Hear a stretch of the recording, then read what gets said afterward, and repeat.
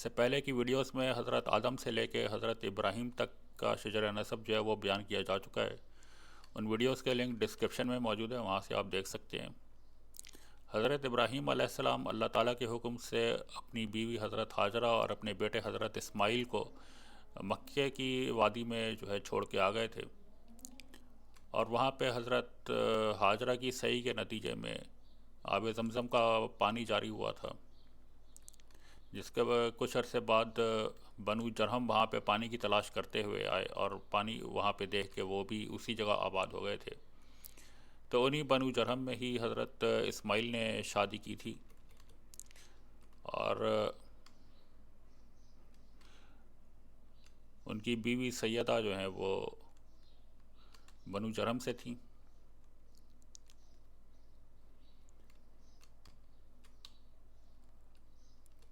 یہاں پہ سیدہ کا شجرہ نسب بھی دیا گیا ہے. سیدہ معاذ بن عمرو بن عبد علیل بن جرہم کی بیٹی تھیں، اور ان سے حضرت اسماعیل کی بعض روایات میں یہ ہے کہ ایک ہی بیٹا تھا کیدار، اور بعض روایات میں ان کے دیگر بیٹوں کے نام بھی ملتے ہیں، جن میں نیابوس ہے، اونبیل، مبسام، ماشا، دوما، حضر، تیمہ، یاتور، نفیس، قدمہ اور مسا. بہرحال یہ کیدار کی اولاد میں ہیں تمام صحابہ کرام اور رسول پاک صلی اللہ علیہ وآلہ وسلم.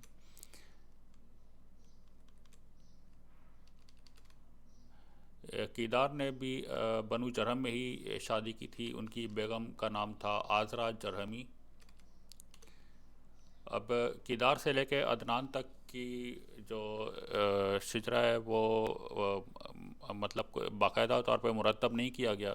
یہ بعد کے زمانوں میں لوگوں نے اشعار سے مختلف ناموں کو ترتیب دے کے اپنے اندازوں سے شجرہ بنایا ہے. ان اشعار میں کسی کی بہادری کا ذکر تھا، کسی کی سخاوت کا ذکر تھا، کسی کی جسمانی خصوصیات کا ذکر لوگ عام طور پہ اس زمانے میں اشعار کی شکل میں کرتے تھے. تو ان اشعار کو مرتب کرتے ہوئے لوگوں نے اندازوں سے یہ شجرہ جو ہے یہ ترتیب دیا ہے. عدنان کے بعد سے جو ہے شجرہ بالکل صحیح تھا، لیکن ان سے کیدار سے عدنان تک کا جو نام ہے ان کے بارے میں اختلاف ہے، کیونکہ یہ لوگوں نے اندازوں سے مرتب کیے ہیں.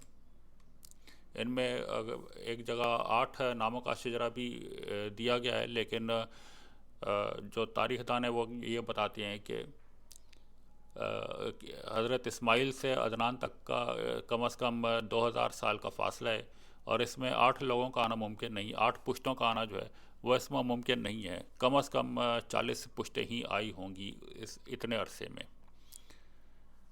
تو اس میں جو میں نے جو شجرہ یہاں پہ ڈالا ہے یہ سب سے زیادہ مسترد سمجھا جاتا ہے، اور سامنے ان کے ایک اور نام بھی دیا گیا ہے جو ایک اور شجرہ مرتب کیا گیا ہے. بہرحال یہاں پہ میں اس کی ڈیٹیل دے رہا ہوں جو میں نے کنسیڈر کیا ہے. اس میں کیدار کے بعد حیدر کا نام آیا ہے، پھر آرام، پھر اوز آئے ہیں جن کا لقب سمر یا صفی ہے، پھر ماضی ہیں، یہ ہرمس بھی کہا جاتا ہے انہیں، پھر سمی آئے ہیں لقب المحشر ہے، پھر ذرا جن کا لقب قمیر، پھر نحیس ہیں، پھر مکسر ہیں لقب حسان یا نزل ہے، پھر ایہام ہیں جن کا لقب دوس الفلک یا اجمل الفلک ہے، پھر اکند آئے ہیں جن کا لقب یشامہ ہے، پھر ایسر لقب ندوان زوالہ مزیہ، پھر دیشان آئے ہیں، پھر ایزی ہیں، پھر اراوی، یلجان، یاحزن، یسربی، سمبر. ان کے گھر کے اندر کھانا ہر وقت تیار ہوتا تھا ہر بندے کے لیے، یعنی کہ کوئی بھی فرد ان کے گھر پہ کسی بھی ٹائم پہ جا کے کھانا کھا سکتا تھا. اس وجہ سے ان کا لقب بشمین یا موتم فلمی ارورا، یہ پڑ گیا، ان کا نام سمبر تھا۔ ان کے بعد ہمدان ہیں جن کا لقب اسماعیل ذوالعوج ہے۔ اوج ان کے گھوڑے کا نام تھا جو الوجید نسل کا ایک عربی گھوڑا تھا۔ پھر الدعا، یہ لقب ان کا تیرن التون تھا، کیونکہ یہ پہلے فرد ہیں جنہوں نے جنگ میں نیزے کا استعمال کیا ہے۔ اس سے پہلے جنگوں میں تلواریں اور تیر کمان وغیرہ استعمال ہوتے تھے، لیکن نیزے کا استعمال سب سے پہلے انہوں نے ہی کیا تھا۔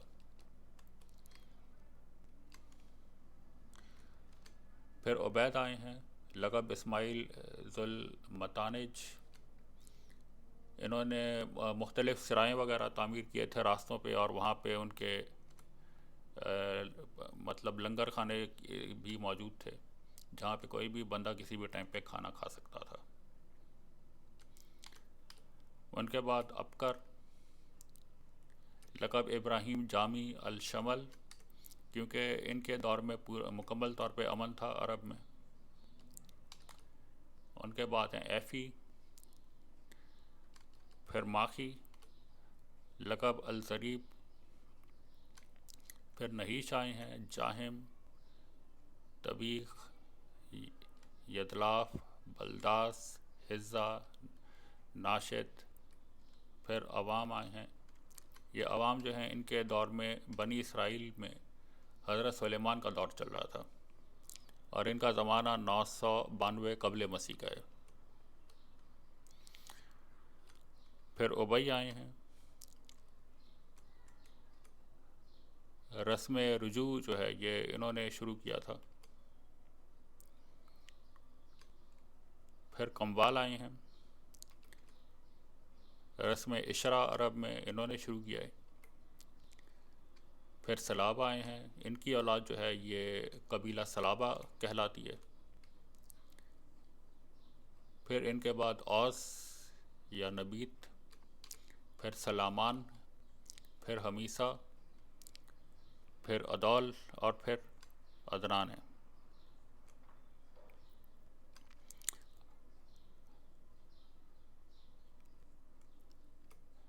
عدنان کا زمانہ جو ہے یہ 1158 قبل نبی کا ہے، یعنی کہ قبل ہجرت کا کہہ سکتے ہیں۔ 1158 قبل ہجری کا زمانہ تھا ان کا۔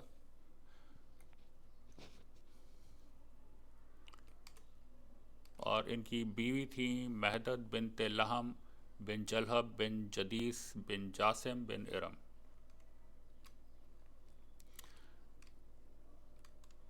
عدنان کے بھائی ہیں یہ کہتان، ان کے بعد یارب آئے ہیں، اور ان کے بعد یشب، اور پھر سوا آئے ہیں۔ ان سوا کی اولاد میں یہ جو مدینہ کے انصاری قبائل تھے، اوس اور خزرج، یہ انہی کی اولاد میں سے تھے جو مدینہ میں جا کے آباد ہوئے، اور انہوں نے یہودیت اختیار کی، اور بعد میں رسول پاک کے دور میں انہوں نے اسلام قبول کیا تھا۔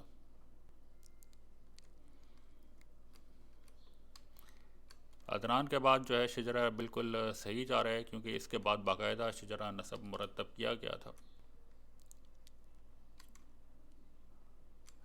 عدنان کے بیٹے ہیں گدمان، آق، الرئیس، اور گدمان کے بعد آئے ہیں کنس، معد، جنادہ، جنید،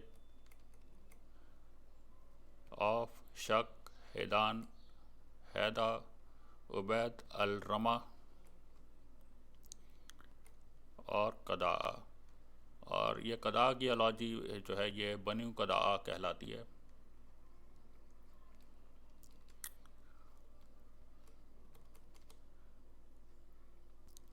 بنو قداء سے سلمہ بنت اسلم بن ہانی بن قداء تھیں، جنہوں نے خزیمہ بن مدرکہ سے شادی کی تھی۔ وہ انہی میں ہی آگے چل رہے ہیں۔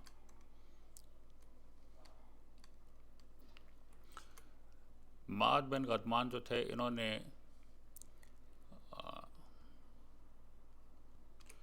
مذہبی تعلیم حاصل کی تھی بنی اسرائیل کے ایک نبی تھے حضرت ارمیہ، ان سے مذہبی تعلیم یہ حاصل کرنے کے لیے شام گئے ہوئے تھے، اور اسی دوران میں بخت نصر نے جو ہے وہ شام پہ حملہ کیا تھا اور اس نے ہیکل سلیمانی کو تباہ کر دیا تھا اور تابوت سکینہ کو اٹھا کر لے گیا تھا۔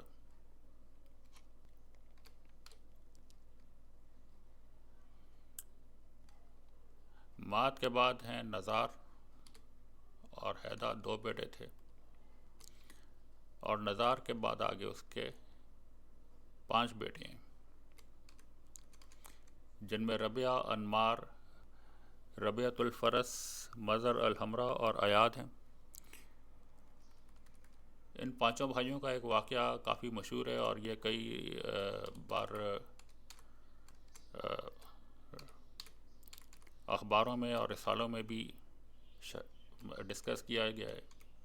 یہ لوگ ایک دفعہ ایک سفر میں تھے جہاں پہ ایک بدو ان کو پریشان حال نظر آیا، تو ان لوگوں نے کہا کہ لگتا ہے تمہارا کوئی اونٹ گم ہو گیا ہے۔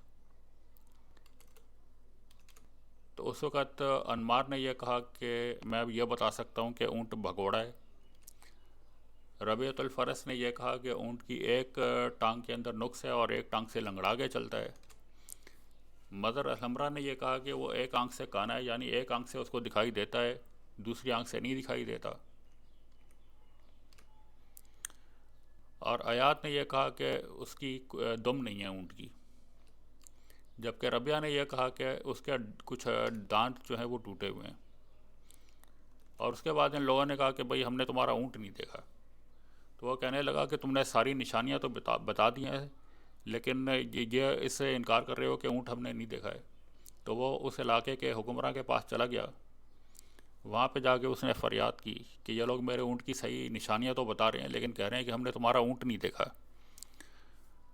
تو اس نے وہاں کے حکمراں نے ان 5 بھائیوں کو بلوایا اور ان سے پوچھا کہ جب تم لوگ اس کی اونٹ کی پوری نشانیاں بتا رہے ہو تو کیسے ہو سکتا ہے کہ تم نے اونٹ نہ دیکھا ہو؟ تو اس وقت ان لوگوں نے اس کی وجہ بتائی۔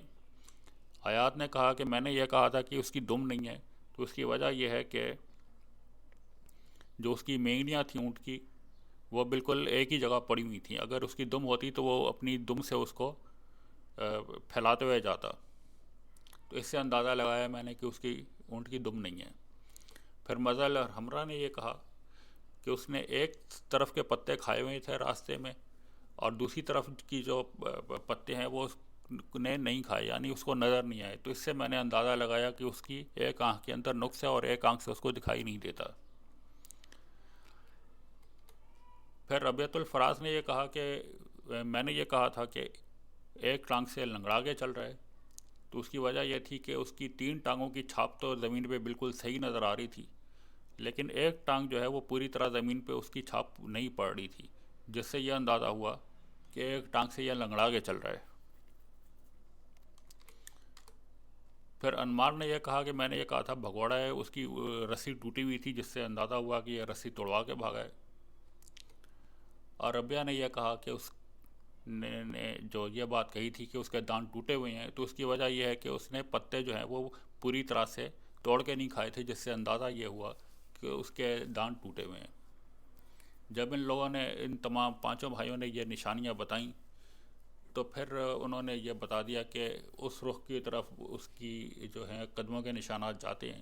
تو وہاں پہ پھر جو بدو تھا وہ اس نے ان کے بتائے ہوئے راستے کے اوپر جاتے ہوئے اپنے اونٹ کو تلاش کر لیا تھا۔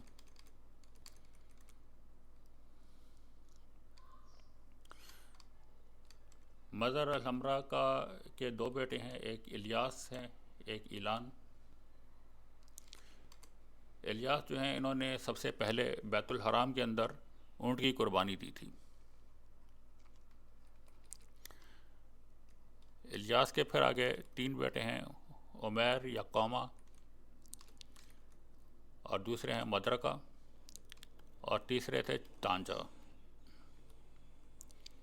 ان کے نام اس لیے پڑے کیونکہ ایک دفعہ ان کے اونٹ اور خرگوش جو ہیں وہ وہاں سے بھاگ گئے تھے، تو اس وقت یہ عمیر جو تھا یہ اپنے کمرے میں ہی موجود رہا، مطلب یہ ان کی تلاش کے اندر نہیں گیا۔ تانجا عمرو جو تھا یہ اپنا کھانا بناتا رہا، اور اونٹ کو اور خرگوشوں کو پھر اس نے عمر و ابو حذیل جو تھے انہوں نے جا کے پکڑا تھا۔ اور یہ اس واقعے کی خبر جب ان کے والد الیاس کو ہوئی تھی، تو انہوں نے جس نے اونٹ جا کے پکڑے تھے ان کو مدرکہ کا خطاب دیا، جو اپنے کمرے میں بیٹھا رہا اس کو قوما کا خطاب دیا، اور جو کھانا بناتا رہا اس کو تانجا کہا تھا۔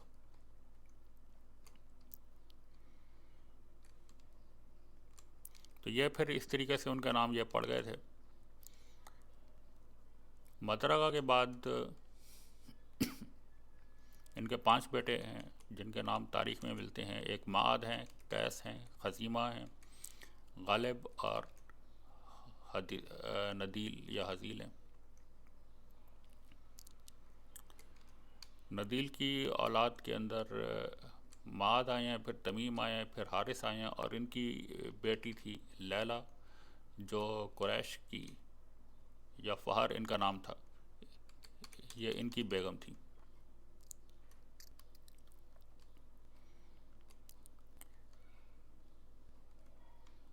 خزیمہ جو ہیں انہوں نے کعبے میں کا جو سب سے بڑا بت تھا حبل، وہ لے جا کے رکھا تھا۔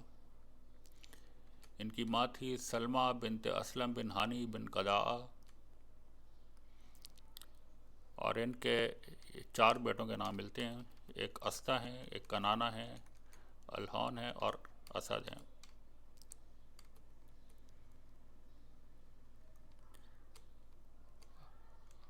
کنانہ کے بعد پھر یہ نظر ہیں جو مکے میں ہی رہے تھے، اور عمرو ہیں، مالک ہیں اور عبد المناف ہیں۔ ان کے علاوہ کچھ اور ان کی اولادوں کے نام بھی ملتے ہیں، جن میں نذیر، ملکان، حارث، سعد، عوف، غنم، مخزمہ، جرول، غزوان اور حدال۔